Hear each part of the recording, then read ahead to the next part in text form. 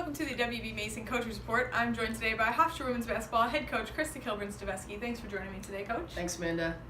Prior to coming off a 1-1 weekend in CAA play, falling to Delaware on Friday before turning around and beating Charleston on Sunday, both games at home. Coach, let's talk a little bit about, it was a close game with Delaware on Friday, though not the result you wanted. What did you like from the mentality from your team to turn around and get the win on Sunday? Obviously the preparation before we, were to face Delaware. I think everyone was extremely engaged, and that's all you ask for. And just to piggyback off that real quick before I get into the point is, we have to continue that, and they did. You can't just be up and be hype and then don't have the results you want. You still got to go back to work. So kudos to them on that aspect, because we our game plan was strong defensively. We did what we needed to do. Just some of our execution on the offensive end down the stretch. We still got shots. Coach's nightmares when you don't execute that well and then you don't get a shot off. It just we kind of got away from what we were doing in the first half. Delaware didn't change what they were doing. And then we just changed the way we were viewing it, maybe just our confidence and just kind of giving them a little too much credit, and down the stretch, we, the discipline and things that we needed to do, we got away from. And so, we bounced back and, had to play a tough, College of Charleston 1 week after. And, but I was just, I wanted it for them so bad. They were extremely, like I said, geared up, ready to go, very focused. So we'll get them when we need to get them. We learned a lot from that game, and then now we gotta take care of business this week. Olivia Askren was 6 for 6 against Charleston the first time you played them, and then 5 for 5 against them this past weekend. What is it about playing against Charleston that she can really find her shot against them? Well, the thing is, she can find her shot a lot. We just got to find her more often.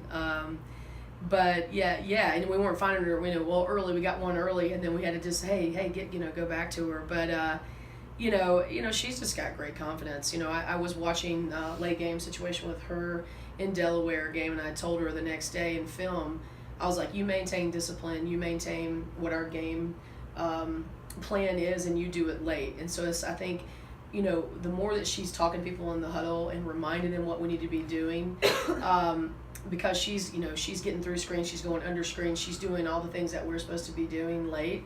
And now I'm talking about defense now, and then obviously what she provides on the offensive end is just, it's just been fantastic. But that's a kid that has stayed in the program, definitely got on the floor last year, started a lot of games last year, and just paid a lot of time to get where she is right now, and then it's all paying off for her. So I can't be even more proud. she just exemplifies people that don't quit and that don't, want to kind of trust the system and stay. And she has, and then look at what's happening here. So she can lead us to some good things here as we move right along, and I'm looking forward to her leadership as well as what she provides in the shooting aspect. And then fellow senior Lexie Durant, she had a pair of double-doubles this weekend, kind of more typical performances for her. You talked about the UNCW game kind of being a turning point for her this season. What did you see from her performance this past weekend?